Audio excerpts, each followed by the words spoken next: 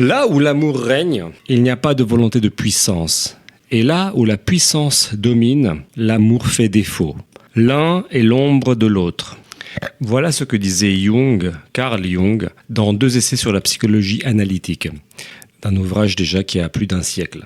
Et c'est à l'ombre de cette citation que nous aimerions justement débattre, Mos Maiorum et moi-même, Radu Stoinescu, à propos, encore une fois, d'un fait divers, mais qui a des proportions symboliques extrêmement inquiétantes. Une occasion pour nous de déployer les raisons d'existence de notre maison d'édition, les raisons impératives de s'abreuver et de se nourrir des idées qui s'y trouve, face à un certain danger que j'avais sous-estimé et que je découvre tous les jours comme étant de plus en plus grand, à savoir vraiment le danger du néo-communisme et du néo-stalinisme qui est disséminé par les discours de certains streamers, certains influenceurs qui assument sans aucune vergogne vouloir réellement rétablir ou établir tout court le communisme en France, la France, mon pays d'adoption, qui heureusement a échappé à ce grand malheur qui m'a forcé à fuir la Roumanie.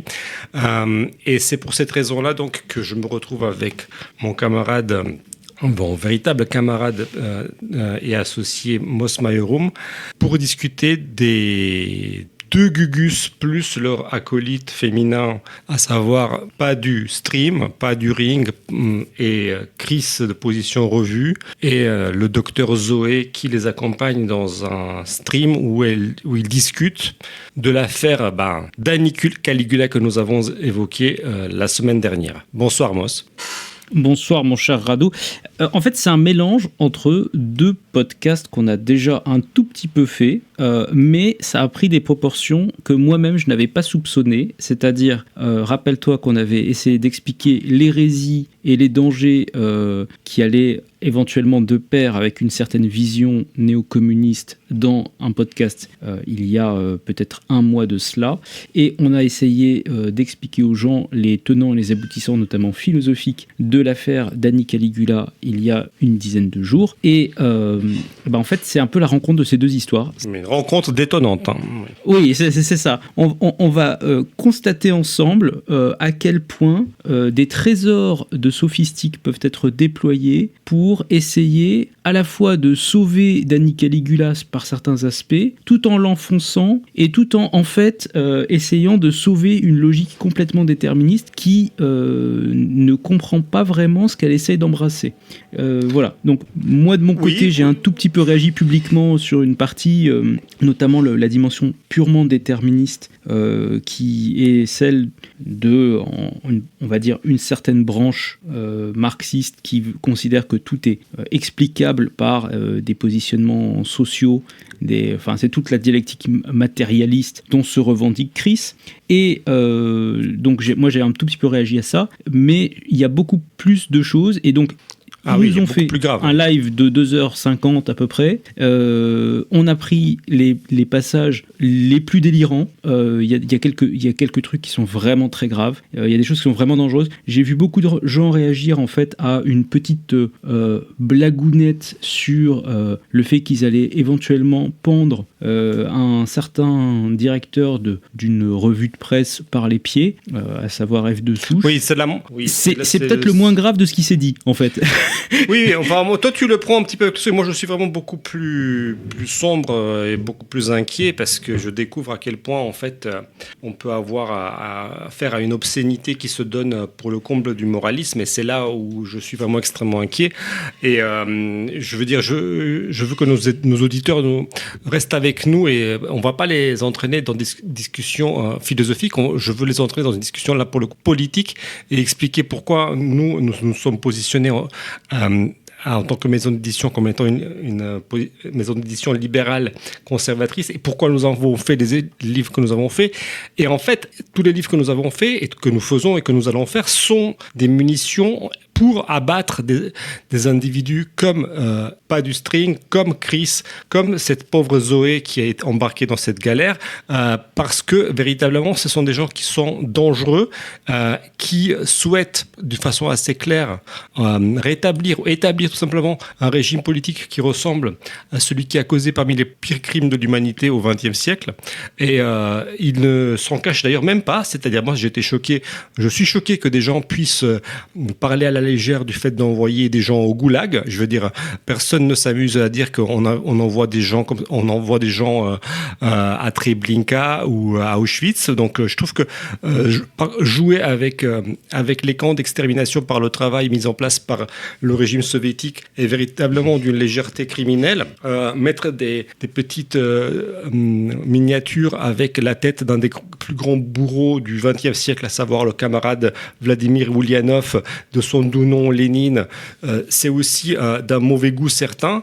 Et puis quand on avoue d'une façon assez ingénue, comme vient de le faire dans le live qui est sorti aujourd'hui, qu'il est très content de la jeunesse de Staline et qu'il aimerait bien faire un film sur sa jeunesse romantique de contrebandier et de pirate, et qu'il était vraiment beau gosse et que ça ferait vraiment un très bon film, et que lui-même il voudrait marcher dans ses pas.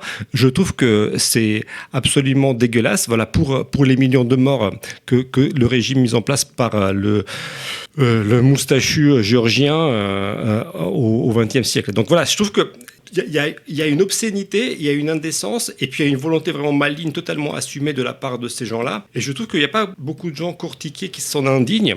Et j'aimerais tout simplement fournir des billes à ceux qui nous écoutent, et qui, si vous avez dans votre entourage des personnes qui écoutent religieusement ces influenceurs-là, en fait, j'espère que notre intervention de ce soir pourra donner quelques billes, quelques éléments de réflexion pour les désenvoûter, en tout cas pour qu'ils puissent voir à travers ce discours, pour qu'ils puissent voir ce qui manque dans la vision du monde présentée par le docteur Zoé, présentée par Chris, présenté par l'autre ravi de la crèche, Padustring. Voilà, donc je trouve que c'est ça notre objectif. C'est un objectif encore une fois prophylactique et qui part d'une inquiétude réelle devant des intentions clairement affichées de faire gagner quelqu'un qu'on ne présentera plus aux élections dans 2 ans, c'est-à-dire Jean-Luc Mélenchon, ce qui serait une catastrophe pour la France. Oui, donc, non mais attends, ça va. C'est, là le live qu'on a envie d'analyser, c'est carrément pire, parce que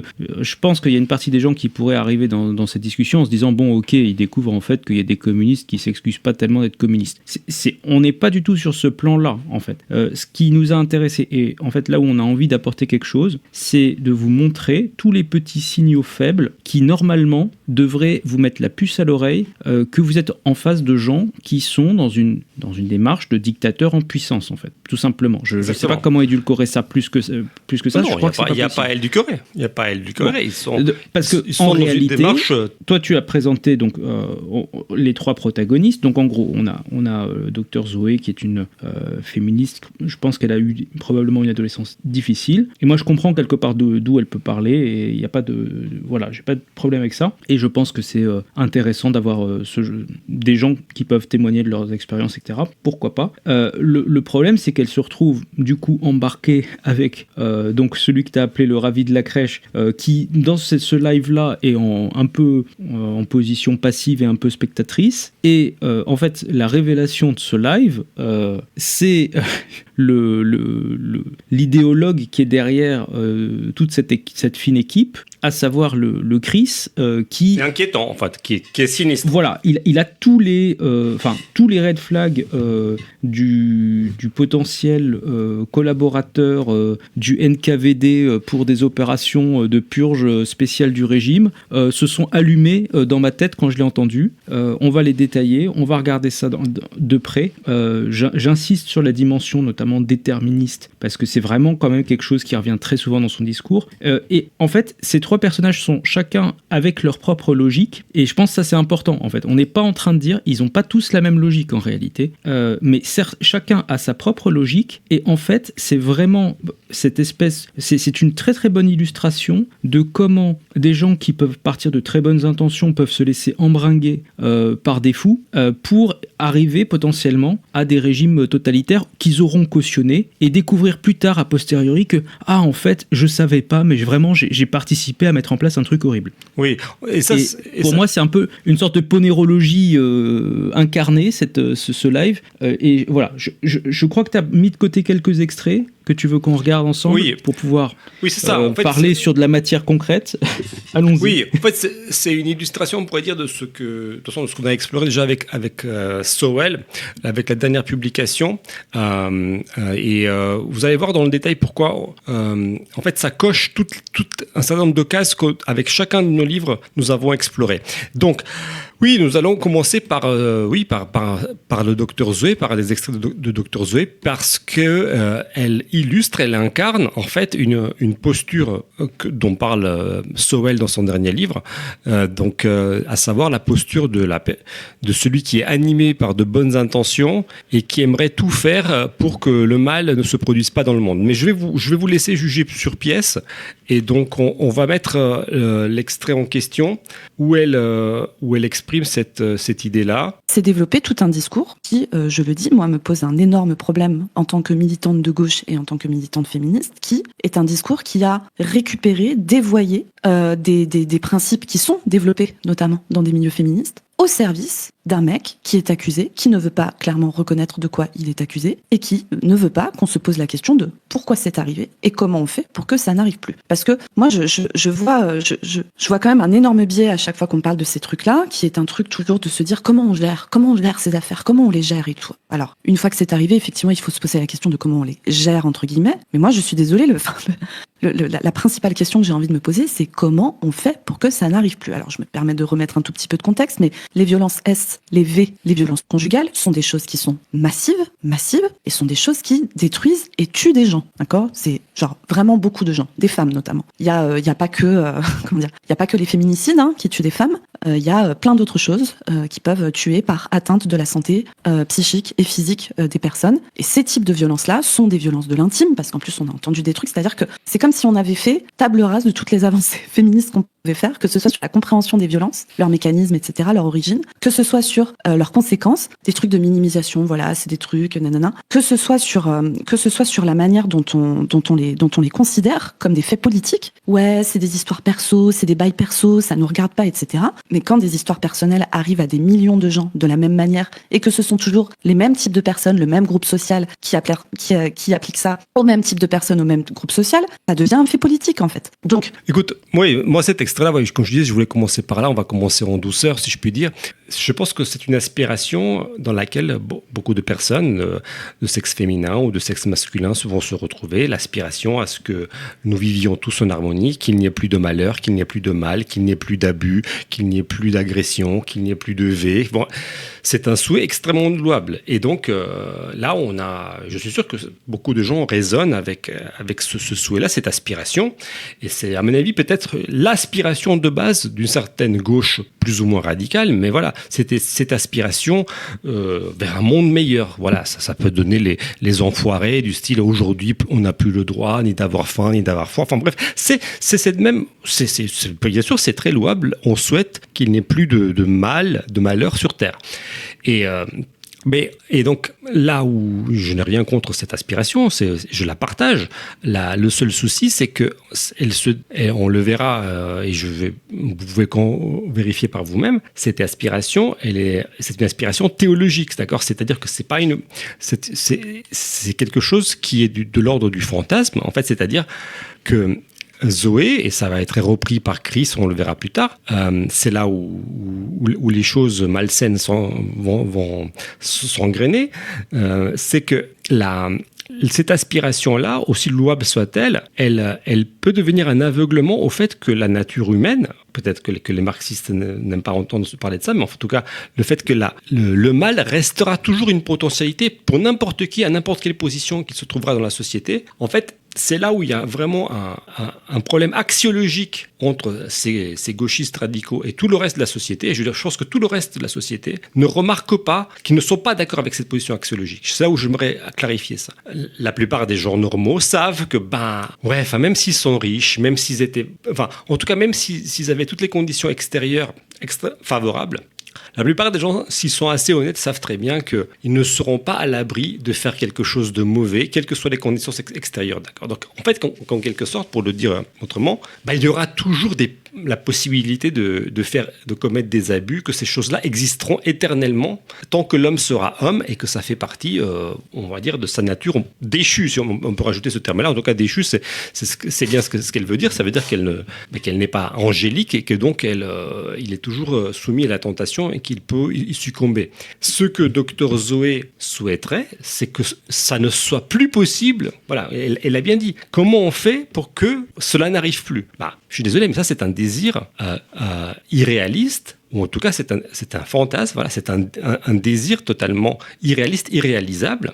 Aussi louable qu'il puisse sonner, c'est en fait un pas dans l'absurdité, en fait. On peut souhaiter d'éviter le malheur, de le restreindre, on peut souhaiter justement de le minimiser, d'enfermer les personnes dangereuses, on peut souhaiter de faire en sorte que les choses tournent à peu près, mais éliminer la possibilité anthropologique de glisser et de commettre un abus, ça, c'est un désir absurde, en fait, d'accord ? Et ça, mais je pense qu'il faut le mettre en évidence, parce que c'est un désir, on en a déjà parlé à l'époque quand on parlait de Soel, le solutionnisme, d'accord ? C'est des gens qui veulent une solution. Ils veulent des solutions aux problèmes de l'humanité, aux problèmes de la France, enfin, et ils cherchent désespérément comment construire cette solution, d'accord ? Et au lieu de faire avec, on va dire, avec la faiblesse de la nature humaine, et de se dire, non, on ne trouvera pas de solution, il n'y a que des marchandages, justement, il n'y a que des pis-aller, en tout cas, on essaye de faire en sorte que ça aille pour le mieux possible, mais on ne réglera jamais tous les problèmes, d'accord ?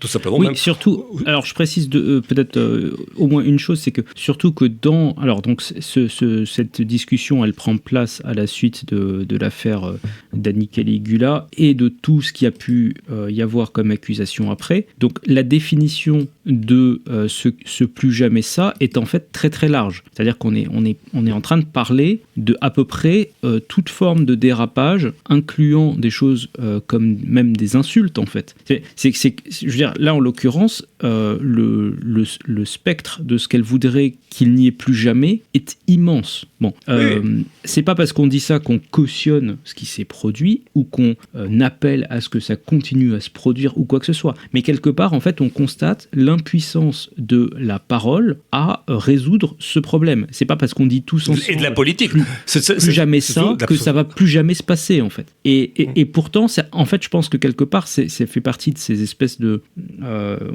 enfin, moi, j'ai suffisamment d'années sur Internet pour me rappeler du moment de la fameuse libération de la parole qui a suivi MeToo. Bon, et je veux dire, c'est un sujet, une période, on en a parlé pendant des années. Et en même temps, quelque part, l'espoir qui a été soulevé à ce moment-là, c'est maintenant que la parole est libérée, ça y est, plus jamais ça se produira, plus jamais il y aura des gens qui ont de l'influence ou du pouvoir qui vont profiter de leur position de pouvoir pour avoir tel ou tel abus par rapport à certaines personnes qui seraient potentiellement en position de faiblesse ou qui demanderaient un emploi ou que sais-je. Bon, et les champions de ça, c'était typiquement la gauche de Dany Erraz, en fait. Et je veux dire, à un moment donné, on est obligé de remettre les pieds dans le plat. C'est des gens qui, pendant des années, nous ont bassinés avec le fait qu'il y avait des gens puissants qui avaient utilisé leur pouvoir, etc. Et que eux, ils étaient tellement plus déconstruits, tellement plus intelligents, tellement plus humains, en fait, qu'ils n'arriveraient jamais à avoir ce genre de travers et de défauts. Et là, en pratique, qu'est-ce que c'est cette affaire ? En réalité, c'est qu'on découvre un secret de Polichinelle qui est que cette sphère de moralistes revendiqués est en fait l'une des plus immorales qui soit, et que ce sont des gens qui en fait commettent beaucoup d'abus, de souffrances, etc. auprès de leurs abonnés, de leurs fans, entre créateurs. Il y a eu 2-3 affaires périphériques à cette affaire-là qui sont sorties avec des espèces de relations polyamoureuses, transsexuelles. J'ai pas tout suivi. J'essaye, mais j'arrive pas. Il y a trop de trucs en fait en même temps. Et donc on découvre en gros que ce n'est pas parce qu'on peut prêcher la bonne parole toute la journée sur Twitch qu'on est à l'abri de commettre le mal. Et c'est un peu ça le point de départ. Et donc elle, effectivement, elle espère, elle fait un peu un vœu pieux en disant voilà, si seulement on avait une solution pour qu'il n'y ait plus jamais ça. Et moi je pense que c'est louable, en fait c'est normal, on a tous envie de voir le mal disparaître, ou en tout cas le mal réduit le plus possible. Et le problème c'est justement le plus possible en fait. C'est-à-dire que quand on est raisonnable, on se dit qu'il n'y a pas la solution qui va résoudre tous les problèmes. On peut juste trouver un ensemble de petites solutions qui permettent de protéger les personnes qui sont les plus fragiles, les plus victimes, de en fait rajouter des punitions ou en tout cas mettre hors d'état de nuire ceux qui sont les plus susceptibles de recommettre ce genre d'actes, typiquement des gens qui ont déjà eu un certain historique et qui ont été à plusieurs reprises auteurs d'abus. C'est quand même pas très irrationnel de s'attendre à ce que ça améliore les choses si on les enlève d'une position où précisément ils peuvent avoir des actes comme ça. Et cette partie-là, je pense que typiquement, honnêtement, c'est des points de vue, à mon avis, ils sont d'accord avec nous, en fait, sur le côté, toute l'équipe pas du team, là, serait d'accord avec nous pour dire que oui, il y a des moyens d'améliorer un petit peu les choses. Là où, quelque part, Dr Zoé pousse le bouchon un peu plus loin, c'est qu'elle attend une sorte de solution magique qui va tout régler d'un coup, et c'est là où on rentre dans un autre truc, quoi. Elle n'est pas magique, elle est politique de leur point de vue, parce qu'on y arrive. Non, c'est pour ça qu'elle se prétend communiste. C'est-à-dire qu'ils s'imaginent construire les conditions qui feront en sorte qu'il n'y aura plus ces abus, en fait. Et je ne suis pas jusqu'au bout dans ton analyse, quand même, parce qu'il y a quand même toute une culture de l'excuse qu'ils entretiennent, quand même. Notamment, ils ne sont pas pour la répression. Enfin, là, ce que tu as laissé entendre que, quelque part, l'équipe Padu, ils seraient d'accord de réduire le mal dans la société, tout simplement en faisant de la bonne vieille répression des délinquants et des criminels, en fait. J'ai pas l'impression qu'ils soient alignés tout à fait avec cette position. C'est d'ailleurs, on le verra plus loin. Non, ils ont quand même une vision de la criminalité comme étant révolutionnaire, et ça c'est très inquiétant parce que c'est là où on va arriver dans les choses vraiment noires. Mais non, ça c'est. Je pense que là, je suis pas d'accord avec toi. En fait, moi j'ai entendu plusieurs lives de personnes différentes, donc j'ai entendu des points de vue légèrement variants sur cette thématique. Donc j'essaie d'être un peu, de donner le bénéfice du doute là. Tu vois, au début, on n'a pas encore vu tous les extraits. Je vais pas anticiper ce qu'on va dire après. Par contre, il y a un système, moi, qui m'a. Alors j'ai découvert ce truc-là. Je ne savais pas que c'était répandu à ce point-là, honnêtement. C'est que visiblement, et d'ailleurs il me semble qu'elle en parle, Dr Zoé, je sais plus si c'est dans ce live-là ou dans un autre live, mais en tout cas, visiblement, il est très répandu que dans ces sphères-là, il y ait un système de justice parallèle sous la forme de médiation. C'est-à-dire que tu t'es fait... on est en train de parler d'une agression S, là, tu t'es fait agresser, et au lieu, comme un être humain à peu près normal, d'aller déposer plainte parce que tu t'es fait agresser, en fait, tu fais appel à un autre Twitcher et tu lui dis « Ah, au fait, est-ce que tu pourrais organiser une médiation pour qu'on discute de manière croisée entre nous ?» Et je soupçonne, je ne l'ai jamais entendu proprement formulé, mais je soupçonne que, en fait, tout ça découle d'une sorte de réflexion de type on ne peut pas faire confiance à la police et à la justice parce qu'ils souffrent de biais racistes, sexistes, transphobes, je sais pas quoi. Et donc, on préfère créer notre propre justice à nous, dans notre petit cercle, etc. Je dis ça avec des pincettes, mais j'ai noté ce détail et je trouve qu'il est assez parlant parce qu'en fait, quelque part, c'est des gens qui passent leur temps à te dire que voilà, il faut respecter l'état de droit. Enfin, ils vont te sortir des grandes formules sur les valeurs de la République une fois de temps en temps, mais en fait, en pratique, quand il y a des phénomènes comme ça qui se produisent, des actes, ils ne font pas appel à la justice. Et ça, je trouve ça vraiment très étonnant. Bon.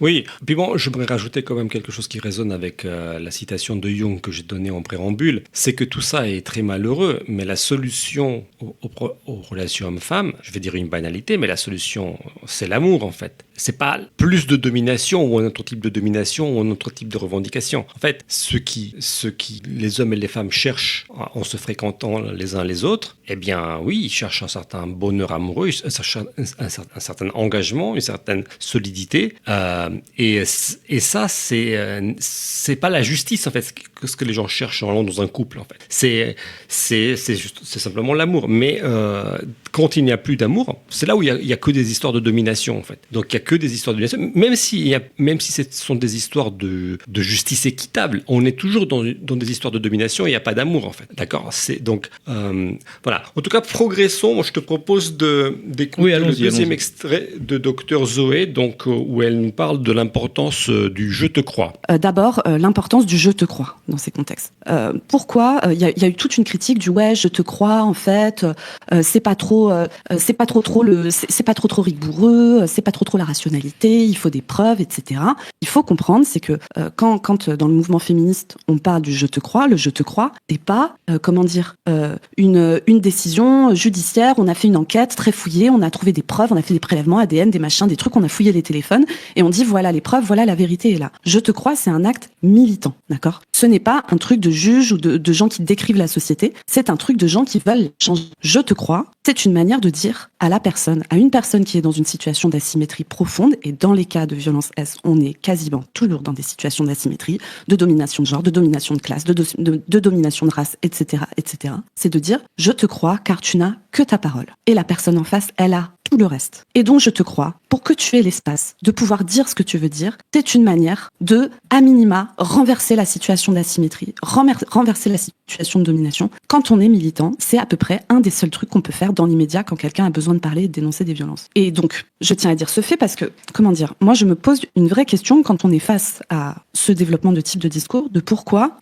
ce que j'ai envie de dire, c'est que dire « je suis neutre », c'est-à-dire « je n'ai pas assez de preuves ». Il y a une femme qui accuse, qui a fait quelques tweets, qui dit qu'elle ne va pas bien, qui a 100 fois moins d'audience que le mec en face. Elle est précaire, elle est noire, elle est machin. Et en face, on a un discours qui, comme je l'ai dit, prend tout le pouvoir, impose la temporalité, etc., etc. Face à un mec qui est un patron, blanc, qui dit qu'elle est un peu folle, mais pas trop, etc. Avec en plus tout ce que ça peut charrier de misogynie noire aussi, de angry black woman, voilà. Et qui, encore une fois, a énormément d'espace pour imposer son récit. Dans ce contexte-là, je le dis, quand on est militant, se dire neutre, ce n'est pas neutre. Oui, ma première réaction, c'est que voilà, on a affaire, il n'y a plus de présomption d'innocence là. Enfin, ce qu'il faut souligner, c'est là, le système judiciaire parallèle qu'ils mettent en place, je ferai remarquer que cette histoire de je te crois, ça veut dire la fin de la présomption d'innocence en termes libéraux. Ça n'existe plus, et on a exclu totalement la possibilité qu'il existe des dénonciations calomnieuses en fait, qu'il existe des dénonciations malignes, qu'il puisse y avoir du mensonge. Enfin, on reste dans des banalités, qu'il puisse y avoir des volontés de nuire, qu'il puisse y avoir du ressentiment, de l'envie, sujet de notre premier livre, L'homme du ressentiment, donc de Max Scheler. Donc voilà, ça c'est ma première remarque. Donc là, on est dans un système de justice parallèle qui n'est plus véritablement de la justice, puisque il s'agit, la justice doit être aveugle justement. Là, c'est une justice à laquelle on a ôté le bandeau et qui est censée en fait faire pencher les balances en fonction de ce qu'elle voit. C'est tout le contraire de la vision classique de la justice. En fait. Ça, c'est ma remarque. Toi, comment tu vois cette histoire de je te crois ? Alors, comment je vois cette histoire de je te crois ? Déjà, en fait, ce qui est très étonnant, c'est que normalement, ce je te crois, il est censé advenir, même dans leur propre script, quand on ne sait pas ce qui s'est passé. Là, en l'occurrence, on sait très bien ce qui s'est passé. Je veux dire, le Danny, il a avoué, il a admis une partie des faits. Donc, ce n'est pas exactement le contexte habituel du « je te crois ». Déjà, commençons par ça. Bon, donc je présume qu'il ne s'applique pas tant à la Marion de l'affaire Mediapart, il s'applique probablement aux autres qui ont été victimes de choses qui n'ont peut-être pas été encore reconnues par Danny, ou voilà. Bon. Et en fait, donc en gros, il y a une opposition qui est d'ailleurs extrêmement peu claire, parce qu'elle-même ne va pas jusqu'au bout de sa phrase. Je ne sais pas si tu as noté cette espèce de détail. où elle te dit, voilà, ah mais toi tu n'as que la foi qu'on place en toi, en gros, ça revient à dire ça, tu n'as que ta parole, et l'autre, il a tout le reste. Alors, je ne sais pas ce que c'est tout le reste, je ne sais pas ce que c'est censé recouvrir, je ne vois pas pourquoi, a priori, on devrait partir du principe qu'il y en a un des deux qui a tout et l'autre qui a rien. Enfin, cette opposition me paraît un peu bizarre. Bon, on pourra peut-être en discuter. Et du coup, en l'occurrence, quelque part, c'est un petit peu une sorte de pari pascalien qui dit pas son nom. C'est que en l'absence de mieux, on va faire le postulat, on va faire un acte de foi. Moi, j'ose le mot parce que, en fait, ils ont tourné autour de cette définition du je te crois pendant assez longtemps sans donner ce terme de foi, mais je crois que c'est vraiment ça qui s'applique ici. Donc, c'est un acte de foi qui consiste à dire, en gros, je suis d'accord pour dire qu'il peut y avoir un déséquilibre en ta défaveur et que tu as probablement souffert de ce déséquilibre. Moi, je crois que c'est là où on rentre un petit peu dans une vision quasi religieuse, en fait. C'est que là, on n'est plus du tout dans de la rationalité, en fait. Et d'ailleurs, ça va être repris un peu plus loin. Enfin, je sais pas si on avait un autre extrait là-dessus qui sera prévu plus tard, mais en fait, d'ailleurs, une bonne partie de l'échange qui va suivre va reprendre ce je te crois à plusieurs reprises pour expliquer que en fait il n'a pas le sens de la rationalité qu'on pourrait s'attendre à espérer d'une phrase comme je te crois, c'est-à-dire qu'il doit être posé en l'absence de preuves, en l'absence de données, en l'absence d'une argumentation ou d'une reconstitution historique ou de quoi que ce soit en fait. Oui. C'est un acte de foi pur. Oui, et puis il y a un mépris de la vérité, tout simplement. La vérité en tant qu'adéquatio rei intellectus, l'adéquation entre la chose et l'intellect, c'est-à-dire, quand on croit quelqu'un à propos de certains faits, je veux dire, on doit établir une vérité factuelle, en fait. C'est pas... Voilà. En tout cas, oui, moi je vois le même... Enfin, il y a un fil rouge chez le Dr Zoé, donc il y a cet aspect, voilà, on va éradiquer le mal, et comment on va éradiquer le mal ? On va éradiquer le mal en excluant justement qu'il puisse y avoir justement du mal. C'est ça qui y a un aveuglement terrible. On va éradiquer le mal, mais il y a un aveuglement très clair aux mauvaises intentions, en fait. Là encore, vous voyez, c'est le même aveuglement que l'on a constaté dans le souhait d'instaurer le paradis sur Terre, l'aveuglement qu'il puisse y avoir des mauvaises intentions, des dénonciations calomnieuses, des envies de nuire totalement gratuites, en fait. Et il y a eu un certain nombre d'histoires qui se sont jugées devant les tribunaux où on a cru des femmes alors que c'était des choses calomnieuses. Donc, bon, mais même, attends, pour élargir un peu le propos, parce que je voudrais surtout pas qu'on puisse nous dire que c'est parce que on est d'odieux, je sais pas moi, masculiniste ou sexiste ou que sais-je, la quantité de pouvoir étatique qui a été utilisée par des dénonciations anonymes via des lettres, etc., dans à peu près tous les régimes socialistes, ou même, prenons un autre exemple, en France, dans les années 40, vous pensez qu'il se passait quoi en fait ? Vous pensez que tous les voisins réglaient pas leur compte à coups de lettres dénonçant que machin. Enfin, il y a même des films. J'ai revu une petite comédie légère il y a pas très longtemps. J'ai oublié son titre. Qui dépeignait. Ah si, je sais. Le Viager. Si je me souviens bien, il y a toute une partie de cette histoire qui se passe entre 39 et 45 où en fait les acquéreurs essayent de se débarrasser de leurs vendeurs en envoyant des lettres à la Gestapo en prétendant un coup qu'il a aidé les Américains, qu'il a caché des gens, etc. En fait, c'est ça la réalité, c'est que quand il y a du pouvoir, il y a forcément des gens qui vont mal l'utiliser, en fait. Et c'est là où, quelque part, toute cette position est aveugle à ce point de vue-là. Et c'est aussi un des éléments sur lesquels on a insisté d'un point de vue anthropologique, en fait. C'est que quand on néglige la possibilité que les gens puissent faire le mal tout court, on rate beaucoup de la compréhension des choses, en fait. C'est la même tâche aveugle que dans le premier extrait. Elle exclut totalement la possibilité qu'il y ait des mauvaises intentions, en fait, chez tout le monde, en fait. Voilà. Il y a des gens qui peuvent être victimes et mal intentionnés, il y a des gens qui peuvent être bourreaux et bien intentionnés et mal intentionnés. Enfin, en tout cas, en droit, justement, parce qu'on parle de droit et on parle de personnalité juridique, la personnalité et la personne, elle se juge. C'est pour ça qu'il y a un procès où on demande des explications, on cherche des mobiles. C'est quelqu'un qui qui doit pouvoir être jugé en tant que personne, qui doit pouvoir déployer ses raisons devant les autres, en fait. Ça, c'est très important. C'est la caractéristique d'une personne, c'est pas un objet. Et là, il y a automatiquement l'exclusion, et en fait, l'exclusion d'une parole par rapport à celle de la parole de l'accusation, en fait. Bref, comme on l'a dit, dans ce trio de choc, Zoé représente une position d'une certaine femme de bonne intention qui souhaiterait voir établir le paradis sur Terre et qui a une tâche aveugle vis-à-vis de la malignité de la nature humaine. Et ça serait peut-être pas si grave si ce n'était pas repris par l'idéologue du groupe, qui est Chris.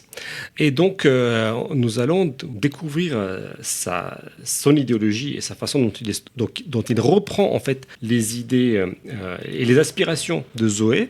Et tout d'abord, bon, bien sûr, commençons par ces idées, encore une fois, économiques totalement pétées. Vous voyez, je vais dire un truc, le truc de Dany qui se retire, c'est le truc le moins important possible. Parce qu'un patron qui n'est pas là, c'est la base, son entreprise tourne toujours. Vous voyez, c'est la base qu'on apprend quand on est dans la lutte des classes. Qu'un patron ne soit pas là, il encaisse quand même les dividendes. C'est un rappel. Être capitaliste, c'est être détenteur des moyens de production. Donc, que vous travaillez pas, à la fin, il y a un bilan comptable de votre entreprise, vous encaissez quand même le chèque. Donc, et c'était d'ailleurs toute l'histoire même du mouvement ouvrier de rappeler qu'on ne peut pas se passer du travail et des salariés dans une entreprise capitaliste, mais qu'on peut se passer toujours des patrons et des actionnaires. Donc, vraiment, la logique de dire on a pris la décision la plus radicale, c'est-à-dire que le patron ne soit pas là, mais c'est vraiment, là encore, on se fout de nous. On se fout de nous, puisque c'est réellement le truc qui coûte le moins. Donc, on est exactement dans la situation, toujours pareil, de vouloir maintenir les structures, maintenir le pouvoir, maintenir le capital. Rien n'a changé. Il y a des confusions qui sont tellement grossières que, en fait, on va pas passer beaucoup de temps dessus. Le patron, a priori, il n'y a pas de raison de penser qu'il se rémunère uniquement en dividendes. Je sais pas d'où sort cette idée, c'est bizarre. Le fait que le patron ne compte absolument pas dans la boîte, c'est aussi une idée bizarre. Enfin, en fait, le patron, c'est aussi la personne qui va prendre les décisions, qui va nouer des accords avec d'autres entreprises, qui va aller négocier avec des clients, enfin, ce genre de choses. C'est en général quelqu'un qui, du coup, apporte quand même une certaine valeur. Et si ce n'était pas le cas, je pense qu'il y a pas mal d'entreprises qui se passeraient d'avoir un patron. Bon, et en fait, je pense que peut-être le plus grave de toute cette espèce de parenthèse, c'est qu'il a l'air de faire comme si c'était un patron d'une entreprise qui fabriquait du CAC 40 des pailles en plastique pour les vendre à Coca-Cola. En fait, c'est pas un sous-traitant, c'est pas une PME sous-traitée, je sais pas quoi. C'est quand même entre guillemets une marque en fait. Le Dany là, on l'aime, on l'aime pas, c'est une marque. Ce type, il a une figure, il a un nom et en fait, c'est ça qui fait entre guillemets que la Zawa Prod existe et tourne. Ouais. C'est que les gens l'identifient. Parce que tous les gars qui gravitent autour de lui, en fait, la plupart, on a découvert leur existence à l'occasion des espèces de dramas et des... Enfin, moi honnêtement, alors je veux pas qu'il y ait des balles perdues tu vois, gratuitement, mais typiquement, Cassandre, moi je suis désolé, hein, j'avais peut-être vu passer sa tête 2-3 fois sur des miniatures, mais je savais pas qui c'était, pas plus que ça. J'ai découvert des personnages secondaires, encore plus secondaires que je connaissais pas.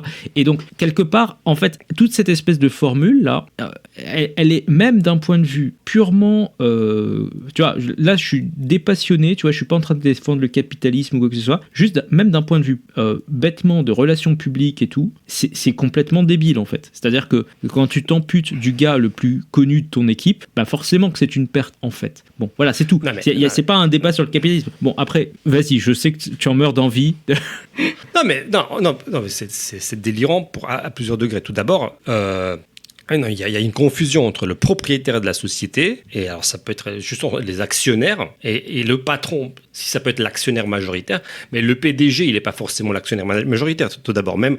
Donc ça, c'est déjà une confusion des fonds. Enfin, ça, c'est juste extrêmement concret. Il peut y avoir effectivement un patron qui soit aussi l'actionnaire majoritaire, donc qui possède vraiment l'entreprise, mais ça ne veut absolument pas dire qu'il ne travaille pas dans son propre entreprise. Je veux dire, on a quand même Elon Musk sous la main. Le gars, il est apparemment quand même dormi dans son entreprise pour qu'il la fasse tourner H20, enfin, pour qu'il sauve son entreprise. Je veux dire, c'est de connaissance connaissance commune, même à mon avis, les gauchistes sont au courant que le mec il y a donné de sa personne pour son entreprise. Voilà. Donc c'est pas, ça fait toujours partie du mythe qu'ils ont l'impression que, enfin, j'appelle ça l'acéphalisme en fait de ces ils ont envie que les choses tournent sans tête. Ils ont envie que les entreprises tournent sans tête. Et d'ailleurs, ce qui est totalement délirant, parce que justement, dans tous les mouvements, leur propre mouvement n'existe pas sans un Mélenchon à sa tête, d'accord. Les mouvements communistes sans un Lénine, sans un Staline, justement sans les tyrans qu'ils ont mis vraiment tout en haut, non, ça ne tournait pas en fait, d'accord. Donc et donc là, je sais pas pourquoi pour les entreprises, ils ont l'impression que ça tourne, alors que les entreprises politiques, leur entreprise politique en tout cas, ne tourne pas, n'ont jamais tourné sans leur leader charismatique. Donc là, ils sont. Et puis bon, voilà, effectivement. D'ailleurs, je leur signale je signale toujours aux gens qu'ils peuvent acheter leurs propres actions s'ils veulent toucher des dividendes. Ça, c'est toujours le truc qui. Enfin, je dirais. Petit rappel, si vous ne voulez pas être prolétaire, achetez des actions tout court, d'accord. Vous avez le droit, hein. Vous avez le droit. Hein. C'est pas interdit. Il n'y a pas que le patron qui a des actions, d'accord. Vous pourrez toucher des dividendes. Bon, donc voilà, petit rappel extrêmement basique. Donc. Ouais, bon après. Je pense que si tu veux, c'est trop compliqué pour peut-être des débats comme ça sur Twitch. À mon avis, bon, ils se prenaient pas plus la tête que ça. Je leur en veux pas, à la limite, qu'ils connaissent pas toujours les structures des dividendes et des entreprises et tout ça. Au passage, chose très amusante, moi typiquement, pour avoir discuté avec des gens dans le cadre du travail, etc., et tu leur dis, alors ils se plaignent que les dividendes sont trop hauts et que du coup c'est de l'argent qu'on vole aux travailleurs, et tu leur dis oui mais en fait pourquoi t'achètes pas les actions, littéralement à 3 phrases d'écart, et ils te disent non mais écoute, c'est moins, ça rapporte moins que le livret A, donc je vais pas acheter, en fait c'est pas rentable. Donc donc il y a un moment, il faut choisir sa version en fait. Soit c'est un super deal, ça permet de devenir extrêmement riche, etc. Soit c'est pas un bon deal. Bon, enfin voilà. Mais bon, passons en tout cas, peut-être à la suite de ça, parce que je crois que cette dimension économique on l'a déjà abordée, et moi j'ai peut-être fait le travail aussi sur ma chaîne principale. Effectivement, on rappellera que tous ceux qui veulent s'intéresser encore une fois aux problèmes économiques du marxisme, il faut qu'ils aillent voir du côté de von Mises et son livre sur le socialisme déjà de 1920, qui a déjà réglé le sort au système marxiste. Bon, alors maintenant passons vraiment aux choses les plus dingues en fait. Voilà, ça c'est vraiment, on passe au noyau dur de la folie idéologique et criminelle. Là on arrive vraiment sur des choses qui sont pas drôles. Sont pas drôles parce qu'ils ont été en fait la cause de nombreux crimes au XXe siècle, et qu'on a en face de nous en fait un négationniste en fait. Moi j'appelle ça un négationniste en fait. C'est un gars qui reprend et qui veut refaire exactement les mêmes choses en disant que ça n'a pas existé en fait, que c'est pas grave en fait. Moi je reprends le programme de Staline, il y a aucun problème. J'applique les mêmes trucs. Donc voilà, allez, on va dérouler. La logique biographique, c'est d'aller chercher, et là je le dis clairement, non pas des explications, mais des excuses dans le passé. Donc c'est très facile de faire le tri. Tout le monde chez soi peut trouver, il y a personne qui a une vie parfaite, ou très très très peu de gens. Tout le monde peut trouver une fêlure, une violence, un passé difficile, etc., pour pouvoir refaire une généalogie et réinventer une histoire. La réalité, c'est pas ça. C'est ce que nous on essaye d'expliquer. La réalité, c'est pas ça. La réalité, c'est que ce qui vous fait violenter des gens, 99% du temps, c'est d'avoir la possibilité de le faire. C'est d'avoir le pouvoir sur des gens. C'est d'avoir le pouvoir masculin sur des femmes. C'est d'avoir le pouvoir de la blanchité sur des hommes. C'est d'avoir le pouvoir du capital culturel sur des gens qui n'en ont pas. Et c'est d'avoir le pouvoir du capital économique sur vos salariés ou sur des gens qui n'en ont pas. Voilà. Et ça, c'est pas quelque chose qu'on trouve dans la biographie. C'est pas quelque chose qu'on remonte avec un fil. C'est quelque chose qu'on analyse tout de suite, maintenant, en termes de structure de pouvoir. Donc, quand vous voyez des gens violenter des gens, c'est qu'ils ont les capacités de le faire, qu'elles soient structurelles, que ce soit purement interpersonnel, etc. Ça peut être du capital purement physique, vous voyez. Mais quand quelqu'un est plus fort qu'un autre, il a le pouvoir de le violenter, etc.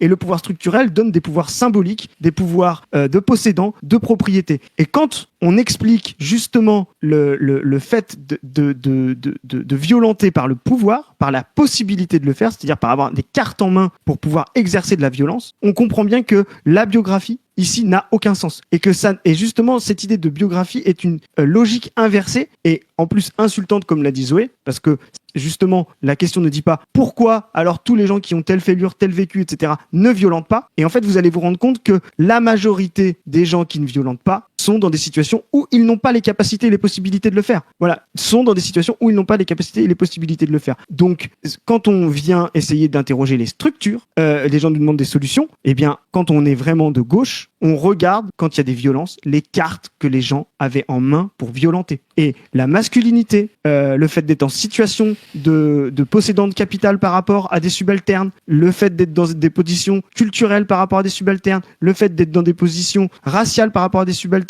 ou dans des logiques hiérarchiques, autorise, permet la violence. En fait, il y a des tas de points à dérouler en même temps. Je pense peut-être le plus intéressant, c'est que le postulat de départ, c'est que tout le monde a des trucs à se reprocher. Je sais pas si tu as noté qu'au tout début, c'est un peu sur ça qu'il ouvre, en disant voilà, on a tous des fêlures, on a tous... ok. Mais en fait, ce qui fait que ça devient vraiment grave ou pas, c'est notre position. Voilà, c'est ça le gros de sa thèse, c'est si j'ai le pouvoir, eh ben mes petites fêlures font de moi un horrible tortionnaire, et si j'ai pas de pouvoir, en fait, mes petites fêlures n'intéressent personne. Je sais pas si tu es d'accord avec cette... Oui. Ça résume bien, j'ai pas fait un homme de paille. Bon. Oui. Le truc, c'est que du coup, en fait, à partir de ça, il en arrive à cette logique de il faut tout réfléchir en termes de pouvoir et d'attributs de pouvoir, parce que la définition du pouvoir, elle est protéiforme. Et donc, sa proposition, en gros, c'est d'essayer de trouver les 1001 différences qui peuvent donner un avantage, moi j'appellerais plutôt ça un avantage qu'un pouvoir, en pratique, voilà, c'est l'équivalent, à quelqu'un, et du coup qui le rendrait dangereux. Donc en gros, lui, sa solution, c'est pas de dire il faut que chacun s'autocontrôle et fasse un effort pour se comporter correctement, c'est de dire non, on va fliquer où est-ce qu'il y a du pouvoir et on va supprimer les pouvoirs autant que possible. J'ai compris ça comme ça. Mais d'ailleurs il le dit, alors, mettons l'extrait tout de suite, parce qu'il le dit. On sait que quand il y a un rapport de pouvoir, il y a pour les agents qui sont dans cette situation des possibilités d'exercice de ce pouvoir de manière indue, de manière abusive et de manière violente. Donc on sait exactement que plus il y a de pouvoir quelque part, plus il faut de contrôle et plus il faut de surveillance. Je le dis de manière transparente. Et notre travail de militant, c'est de justement faire en sorte d'être toujours en veille, de surveiller quand il y a des situations de pouvoir. Et nous, ce qu'on nous a reproché à ce moment-là, c'est d'avoir rappelé ça. Là, on peut pas être plus clair. Et là, les deux extraits là, il faut les mettre bout à bout. Voilà, il parle des structures de pouvoir, des positions de pouvoir. C'est pas pour rien qu'il a un truc qui s'appelle position revue. Bon, en fait. Bon, alors, ce qui ne va pas, c'est... moi, ça m'a rappelé tellement de choses. Tout d'abord, ça m'a rappelé Dostoïevski. Ça m'a rappelé les possédés de Dostoïevski. Ça m'a rappelé un passage très connu du deuxième tome où un certain Chiagalov présente son système politique qui part de la liberté absolue et qui finit dans le despotisme absolu. Donc, je vous laisserai retrouver vous-même ce passage-là et j'espère que ceux qui ont lu Dostoïevski s'en rappelleront. S'en souviendront, pardon.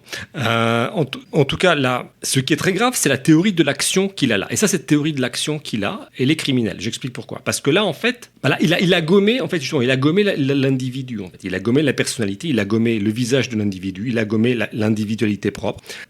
Il est véritablement dans la logique du KGB quand il extermine les koulaks, d'accord ? Les koulaks ont plus de pouvoir que les autres, ce sont forcément des oppresseurs, donc on les élimine. En fait, c'est vraiment dans la logique criminelle où peu importe véritablement les actions de l'individu, sa position va définir sa criminalité, en fait. D'accord ? Ça va être l'ennemi objectif. D'accord ? C'est toute la théorie de l'ennemi objectif qui gomme justement l'individualité, qui gomme la liberté, qui gomme en dernière analyse la responsabilité. Il est dans telle position et donc, de par sa position, à 99%, ceux qui ont cette position-là, ils passent à l'acte. Alors ça, voilà. Donc oui, ça c'est la vraiment grande science délirant. communiste, il faut pas questionner. Hein. On sait pas comment ils ont trouvé la valeur, mais... Et quand il ne passe pas à l'acte, c'est qu'il ne soit pas vraiment puissant. D'accord. Donc là, il y a une théorie. Enfin, voilà, là on est dans le rétrécissement du champ de conscience typique de quelqu'un qui ne voit pas la réalité. En fait, il y a des choses. Zoé ne voit pas certaines choses dans la réalité. Zoé ne voit pas les intentions malignes. Lui, c'est pas qu'il ne voit pas les intentions malignes. Lui, il ne voit pas l'intériorité tout court. En fait, d'accord. Il s'intéresse pas du tout à l'intériorité, à l'histoire personnelle de la personne, des gens. Tout le monde intérieur n'existe pas. Ce ne sont que des positions, et les positions, par une vertu mécanique, aboutissent à certains résultats délétères à son sens. D'ailleurs, je ferai un petit développement là-dessus parce qu'il y a un truc qui n'est pas logique là-dedans, c'est que à la base, un abus, une violence, un V sont des crimes envers des individus parce que lors d'un V, lors d'un crime, lors d'un vol, lors d'une agression, l'individu n'est pas traité comme une personne, mais il est traité comme un objet, d'accord ? C'est quand même ça la base qui définit un crime, en fait, d'accord ? C'est parce que l'individu devrait être traité comme une fin en soi, comme dirait Kant, parce que l'individu devrait être traité comme une personne, c'est-à-dire que justement on ne le contraint pas, on ne le violente pas, on ne le met pas en esclavage, on discute avec lui, on le traite en tant qu'être raisonnable, justement, on ne le traite pas comme un animal. C'est bien pour ça que si on le traite comme un animal, c'est-à-dire que si on l'entasse dans des wagons, ou si on l'envoie au goulag, ou si on l'affame, ou si on le rationne, ou si on le met justement dans un camp de travail, et si on le prive des moyens de subsistance, bref, si on le traite uniquement comme un corps, on abuse de lui, d'accord ? C'est la violence n'est un abus que parce que nous avons une intériorité. Et donc Chris, il ne remarque même pas, mais il se tire toute une rafale de mitrailleuse dans le pied, parce que s'il ne croit pas que les gens ont une intériorité, ce n'est pas la peine de dénoncer des abus et des V et des violences, en fait. Parce que à qui ces violences sont-elles faites si elles ne sont pas faites à une personnalité, justement, qui est autre que le corps de l'individu. Et donc, ça, c'est vraiment très important.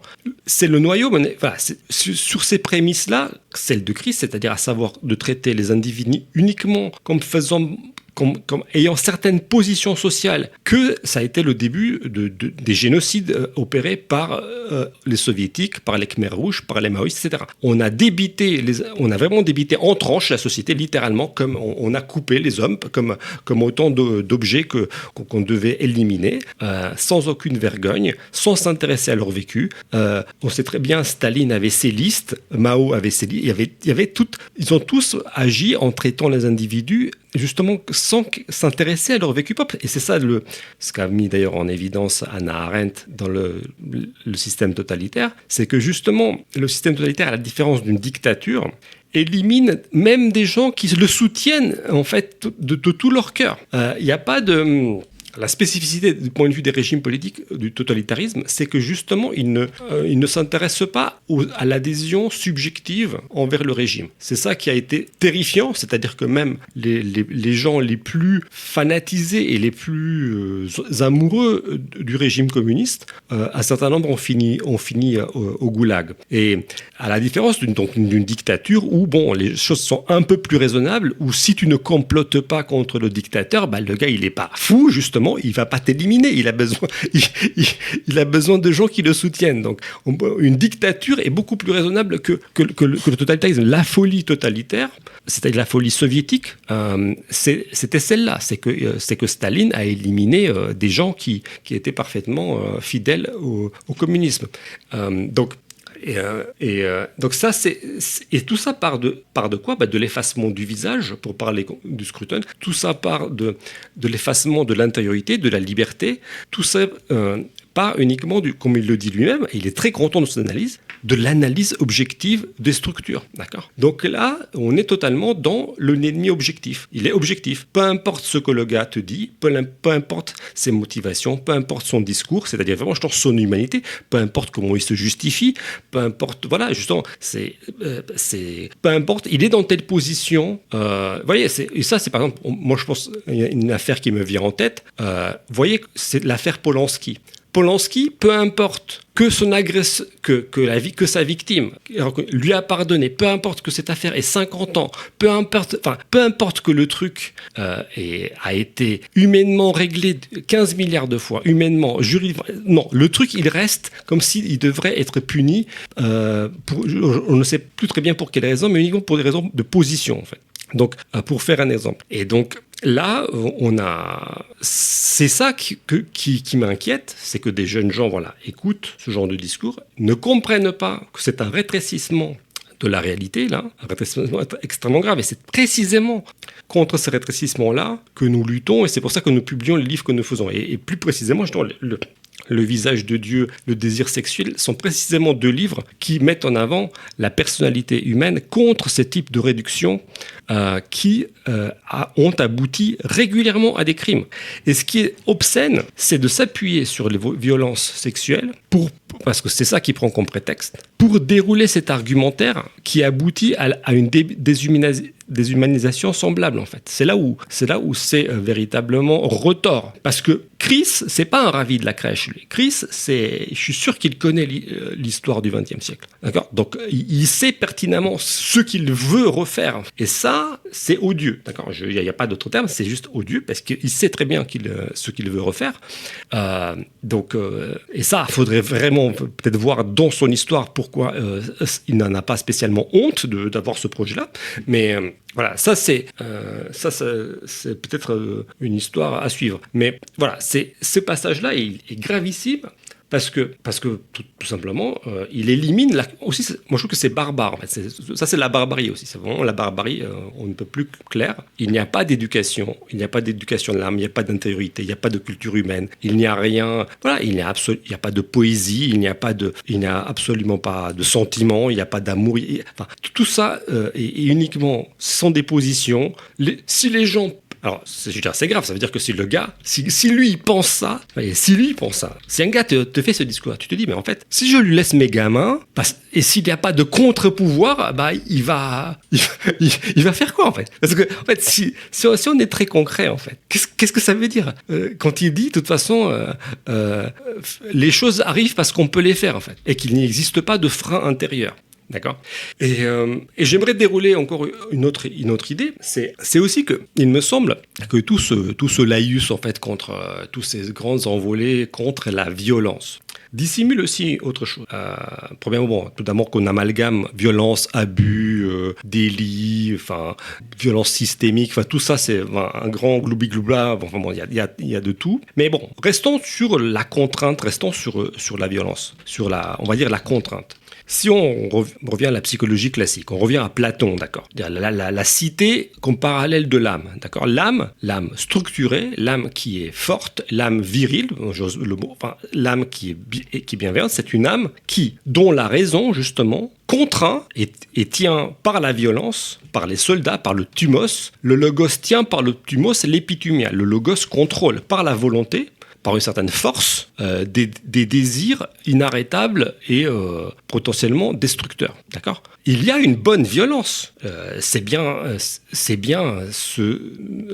ça qui était l'objet en fait de toute l'éducation classique. Un homme classique, ça s'empêche, un homme se contrôle. Et il se contrôle comment ? Avec une certaine dose de contrainte sur la partie basse de l'âme. Point. D'accord ?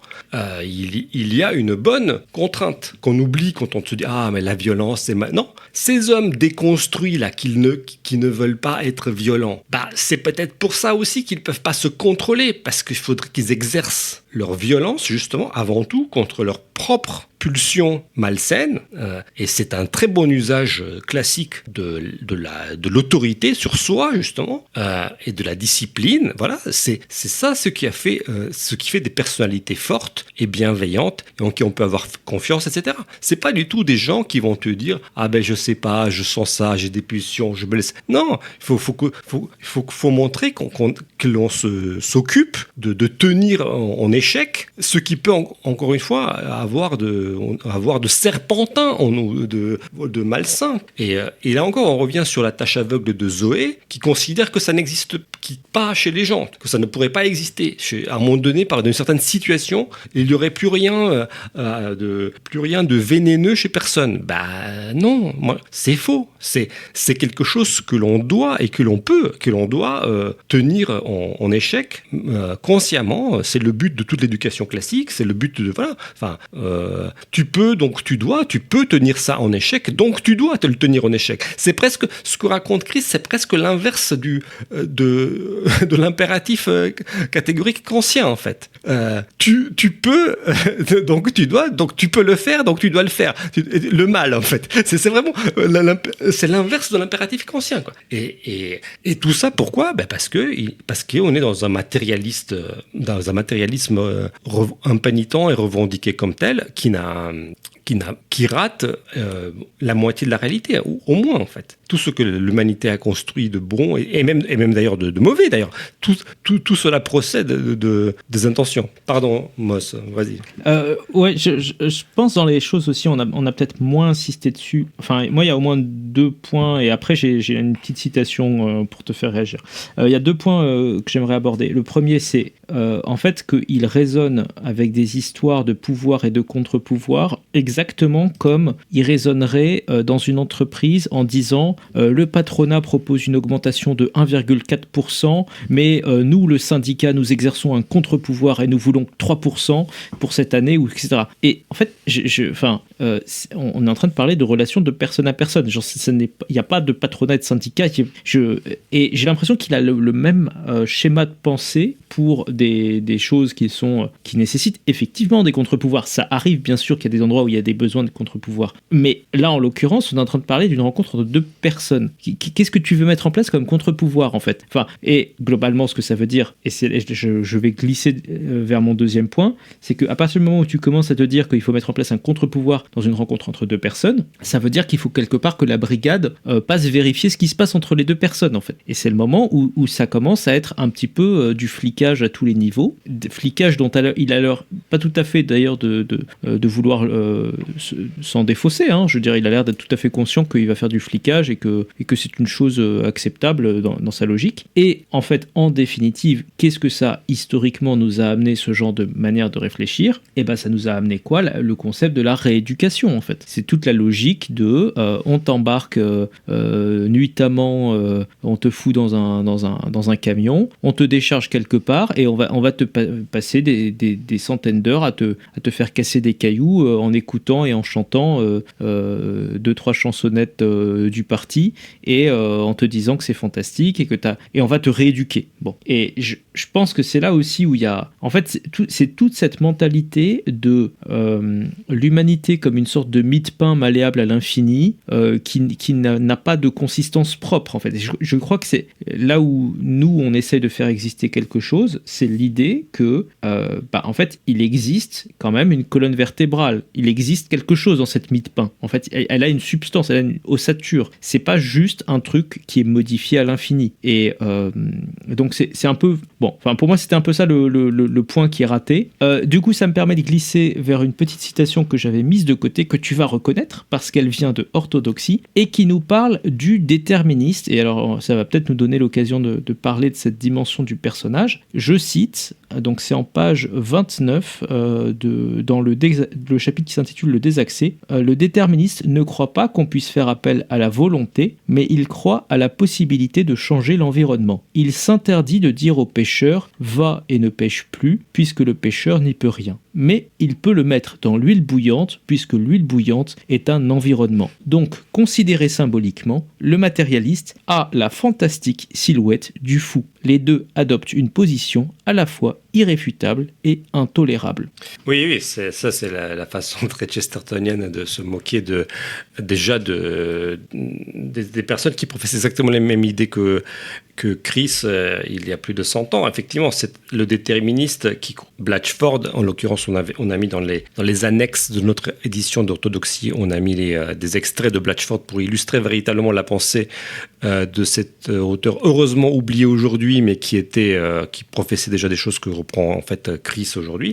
C'est-à-dire, c'est la même chose. Là, réduire encore une fois l'individu à une résultante de l'hérédité, parce que Blatchford, en bon eugéniste de l'époque, il reprenait l'hérédité et le milieu, et en disant que, grosso modo, il fallait agir sur les deux. On rappellera, et d'ailleurs, Sowell a rappelé que les progressistes d'il y a 100 ans, les gens de gauche, étaient des parfaits eugénistes, racialistes, et qui considéraient que pour améliorer justement le sort de l'humanité, il fallait en passer par une sélection génétique et aussi par une amélioration des conditions extérieures. Donc c'était les deux sources de l'amélioration justement matérialiste, déterministe, étaient là. C'était à la fois l'eugénisme et l'amélioration des conditions matérielles. Blatchford en avait fait la synthèse et on a présenté les textes. Oui, là, Chris, comme ce déterministe que Chesterton caricature, exclut encore une fois l'intériorité, l'éducation de l'âme, de la volonté, etc. Tout cela n'existe pas, l'histoire personnelle ne compte pas, tout se passe comme si les positions matérielles, les positions sociétales déclenchent mécaniquement des choses et on s'oppose à ces choses par d'autres choses sociales, mais il n'existe pas l'individu ne se contraint pas lui-même en fait. Ça n'existe pas. L'individu ne se détermine pas lui-même d'après des motifs, il est uniquement dressé de l'extérieur, ou comme le dira, l'huile bouillante est un environnement. Effectivement, la torture, toi tu as parlé de la rééducation par le travail. En Roumanie, il y a eu une expérience de rééducation qui consistait en fait à torturer les gens H24 littéralement dans un centre pénitentiaire. C'est une des expériences les plus horribles du système soviétique.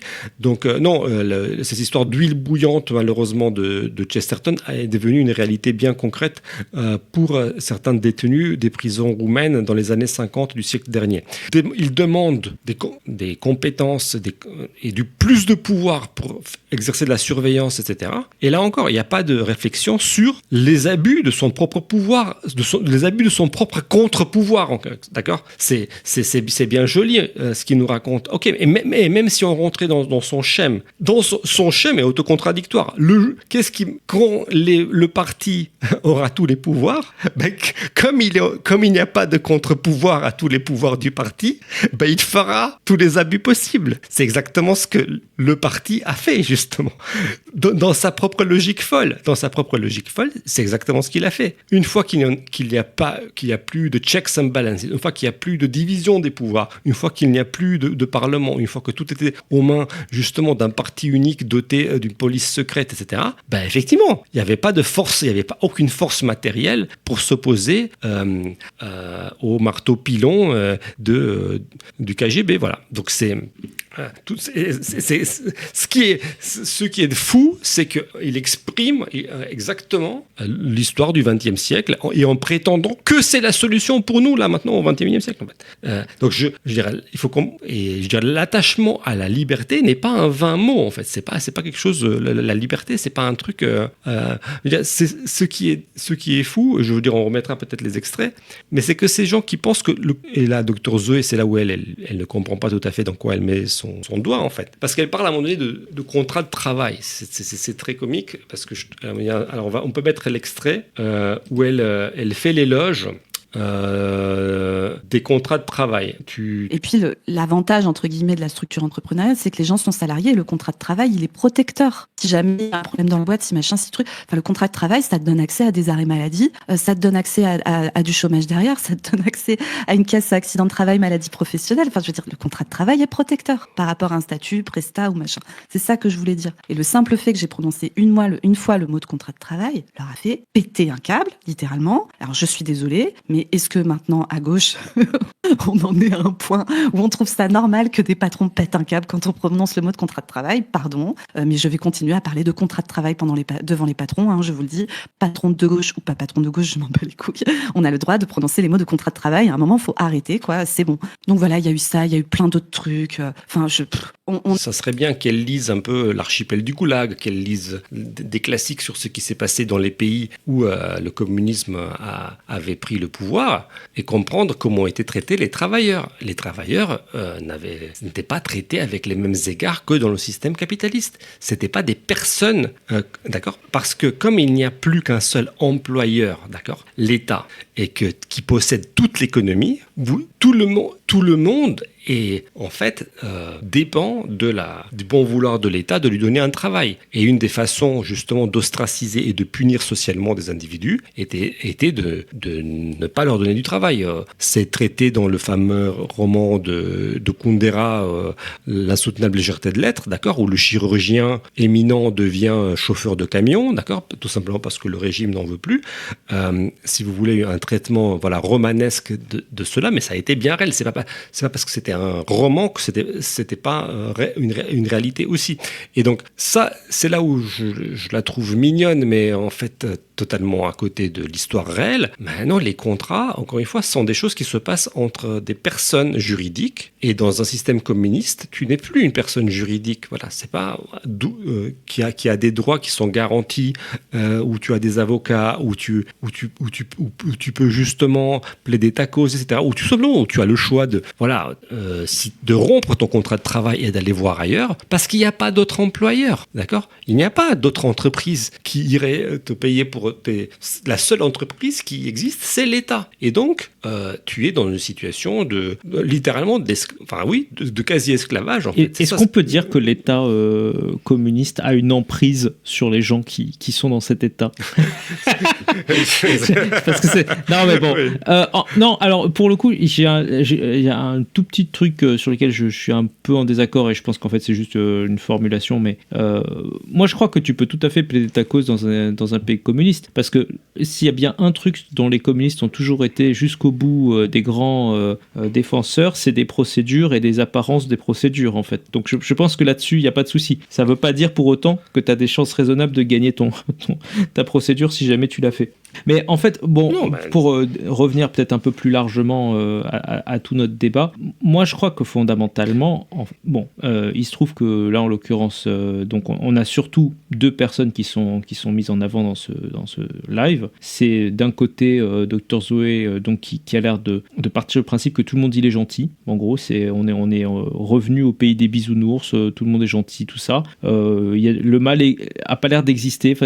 C'est presque une sorte d'incompréhension totale. Il existe, mais elle pense qu'un jour il n'existera pas, qu'elle trouvera la solution. Voilà. Elle trouvera la solution pour que les gens soient gentils. Non, je pense, faut être juste. Elle pense pas que les gens soient gentils. Non, je pense que là tu te trompes.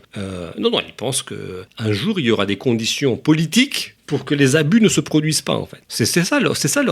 Et Chris, il récupère cet espoir-là et il le recanalise et il dit oui, moi j'ai la solution. La solution, c'est que le parti unique domine tout, en fait. Et nous, on va être des gentils et on n'abusera pas. D'ailleurs, ce qui est pas du tout vrai, étant donné que c'est pour principe, c'est que dès qu'il n'y a pas de contre-pouvoir, quelqu'un abuse. Et donc, on ne voit pas pourquoi le parti communiste n'abuserait pas, étant donné qu'il serait le seul parti unique. Voilà, donc c'est...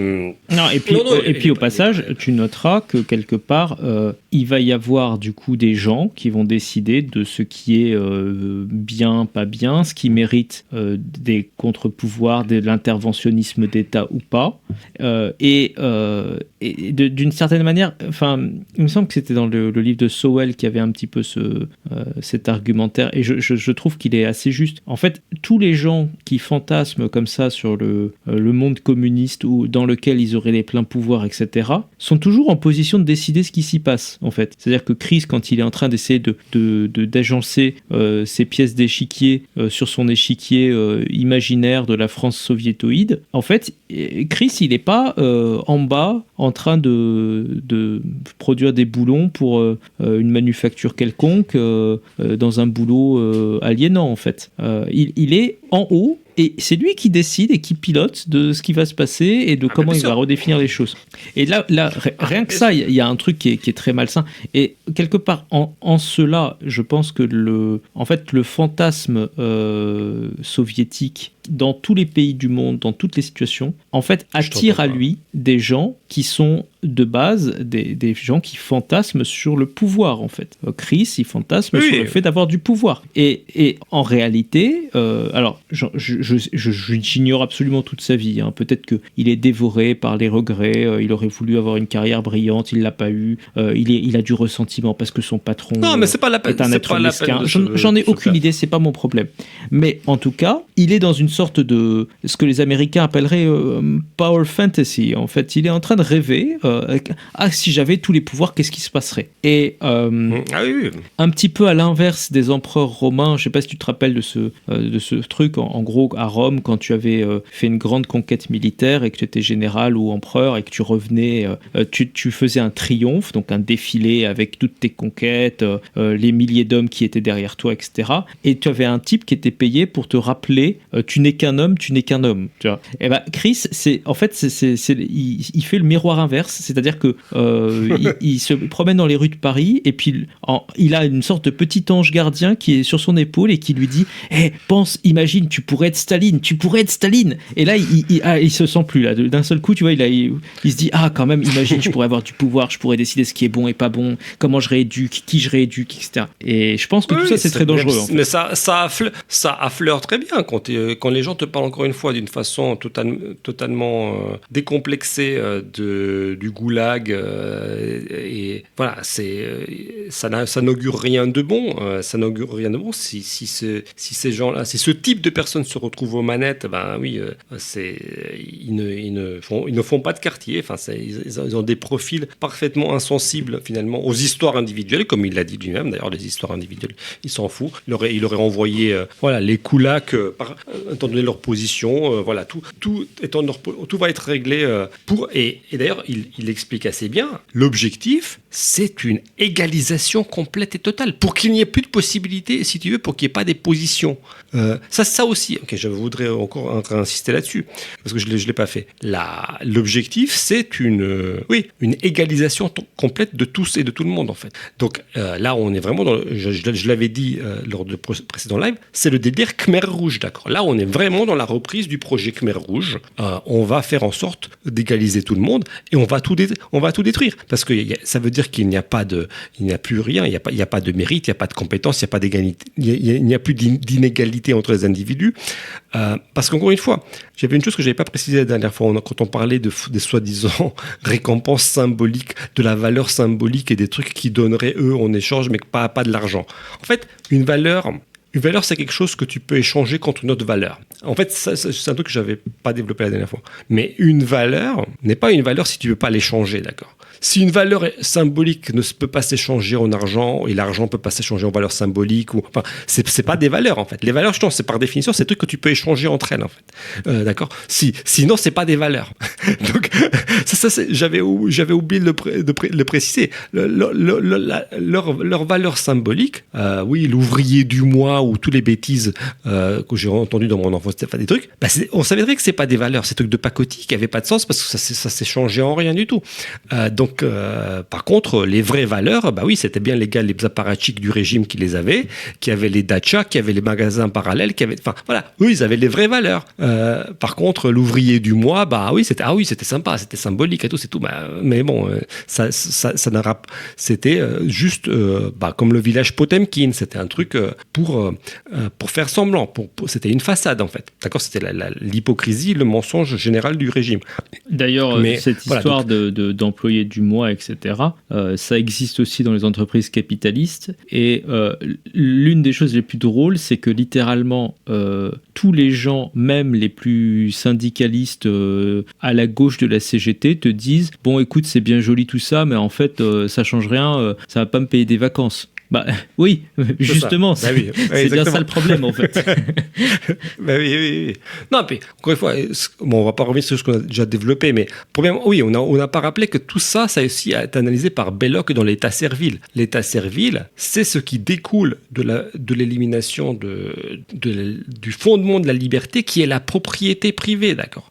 La propriété privée est le fondement d'une liberté concrète. Les gens qui ne peuvent pas produire par eux-mêmes des choses qui leur assurent leur subsistance, c'est-à-dire où il n'y a que l'État qui s'occupe de créer de la richesse, justement, en fait, tout le monde devient dépendant de l'État. Et c'est ça l'état servile dont parle déjà Belloc. Et c'est exactement ce que ce délirant de Chris veut remettre en place, en fait, d'accord ? C'est exactement ça, quand il veut abolir le marché, quand il veut abolir le capitalisme, quand il veut abolir la propriété privée.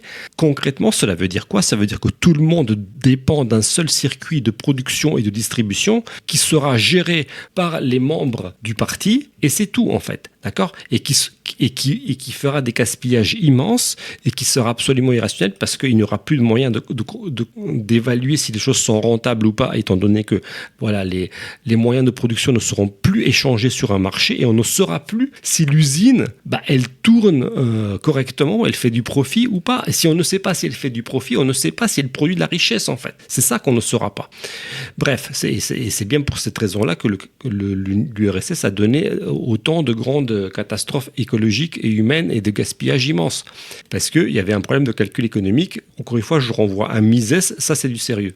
Bon, donc voilà, je pense qu'on a fait le tour. Il y aurait beaucoup de choses, mais on ne veut pas surcharger cet exposé de plus de choses. Juste pour rappeler qu'on a fait tout cela parce que ça illustre justement en creux tout ce contre quoi nous nous battons avec nos publications. C'est-à-dire justement à maintenir le fait que les individus sont des personnes qui doivent être traitées avec une vie intérieure et une liberté, combien même on ne comprendrait pas ce que ça veut dire, et que les traiter comme des objets, même en partant des meilleures intentions du monde, en fait, c'est déjà les abuser, en fait, d'accord ? Traiter des gens comme des simples effets de système, c'est déjà en fait les traiter comme quelqu'un qui, on va dire même une femme a une histoire particulière avec un homme, d'accord ? Ces histoires d'amour, cette histoire passionnelle, il peut y avoir des moments difficiles, délicats, qui rentrent dans une certaine dynamique de leur histoire propre, d'accord ? Transformer cela en un pur effet mécanique d'un système patriarcal ou que sais-je, ou capitaliste et patriarcal, c'est en fait priver cette femme de sa propre histoire vécue, en fait. C'est ça c'est ça aussi l'effet de tous ces discours-là, en fait. C'est aussi un discours déshumanisant de la souffrance des victimes elles-mêmes, en fait, en se prétendant, en fait, un discours libérateur. Non, parce que le vécu personnel, le vécu qui est justement compliqué, empreint de beaucoup de choses que souvent les deux protagonistes ont vécu et se sont expliqués les choses l'un aux autres, tout cela est irréductible justement parce qu'il dépend de notre propre liberté et ne peut pas être ramené à un effet de système. Donc voilà, tout cela, c'est ça qui nous anime, c'est pour ça que nous faisons les livres que nous faisons. Le visage de Dieu, le désir sexuel de Scruton sont des livres qui s'inscrivent parfaitement dans cette démarche pour maintenir la liberté et l'approche vivante, l'approche du monde à partir d'une perspective vivante et non pas du tout d'une perspective mécaniciste, déterministe. Le Sowell décrit parfaitement les illusions dans lesquelles se vautre Docteur Zoé, le ravi de la crèche, pas du stream, Chris de façon beaucoup plus retorse. On a déjà vu le diagnostic avec Belloc de ce que cela amène. De l'autre côté, Dalrymple a déjà exploré aussi les autres effets de ce déterminisme-là beaucoup plus concret avec les histoires terribles qu'il a rapportées dans les deux ouvrages que nous avons publiés l'année dernière. Et il parle aussi des conséquences du communisme, d'ailleurs, Dalrymple, parce que ça, peut-être qu'on a moins insisté auprès du grand public là-dessus, mais c'est vrai que c'est quand même un élément important aussi. C'est quelqu'un qui a été dans plusieurs pays communistes et qui a vu, entre guillemets, les ruines fumantes et qui a essayé de comprendre ce qui s'était passé. Oui. Et puis, Chesterton, on ne le présente plus, puisqu'en tant que défenseur justement de la liberté, on en a déjà parlé. Et puis, à la racine de tout, oui, il y a l'homme du ressentiment, notre premier livre, effectivement, parce qu'on a commencé par là, puisque c'est une des clés pour comprendre cette volonté totalement nihiliste cette volonté de tout détruire finalement qui se manifeste par la bouche de Chris, c'est en fait tout simplement la volonté nihiliste de mettre à bas tout ce qui dépasse en fait, d'accord. Encore une fois, pourquoi ? Parce que, on ne sait pas, mais en tout cas, le monde réel, il est fait d'inégalités justes d'ailleurs. Les gens normaux, les femmes normales n'ont pas envie d'hommes déconstruits, elles ont envie d'hommes intéressants, forts, qui les aiment, d'accord ? Et avec une personnalité aussi. Et avec une personnalité. Je veux dire, les femmes normales savent très bien que les gens ne sont pas des effets de système, d'accord ? Les femmes normales lisent un peu de littérature ou même tout simplement méditent à partir de leur propre expérience intérieure et savent très bien que les sentiments existent, d'accord ? Bref, que les choses sont un poil plus compliquées que ne les représentent ces influenceurs radicaux. Et encore heureux que la plupart des gens savent très bien, que les choses sont plus compliquées, que les gens s'aiment, et bien sûr qu'il y a aussi du pouvoir, parce que le pouvoir est nécessaire pour pouvoir pour avoir une maîtrise sur les conditions externes naturelles en fait, qui sont souvent hostiles. On oublie que, je veux dire, le pouvoir c'est aussi une compétence sur le monde extérieur. C'est pas simplement, ils en sont toujours là au pouvoir social en fait. Le pouvoir social, c'est une part de la chose. Mais le pouvoir, c'est avant tout, est-ce que tu arrives à tuer le mammouth, quoi ? Est-ce que tu arrives à pêcher la truite, quoi ? Est-ce que tu arrives à changer une roue, quoi ? C'est quand même ça. Aussi. Bon, écoute, très bien. Merci Rado pour cette discussion. J'espère que ça aura éclairé des gens, ça aura fait réfléchir des gens sur une partie des thématiques qu'on aborde. On a cité à peu près tous les livres qui sont dans notre catalogue. Donc, allez voir ce catalogue. N'hésitez pas à soutenir la campagne Tipeee qui est toujours en cours. Donc, c'est important. C'est en particulier Scruton. Je crois que c'est vraiment un personnage absolument central parce que il a cette dimension personnaliste. Il a aussi vu les ravages du communisme. Il a été partie prenante de la lutte contre le communisme sur le terrain. Donc voilà, c'est un personnage qui mérite votre attention. Et quant à moi, il ne me reste plus qu'à vous remercier de nous avoir écoutés jusqu'ici et à vous dire à très bientôt. À bientôt, merci beaucoup.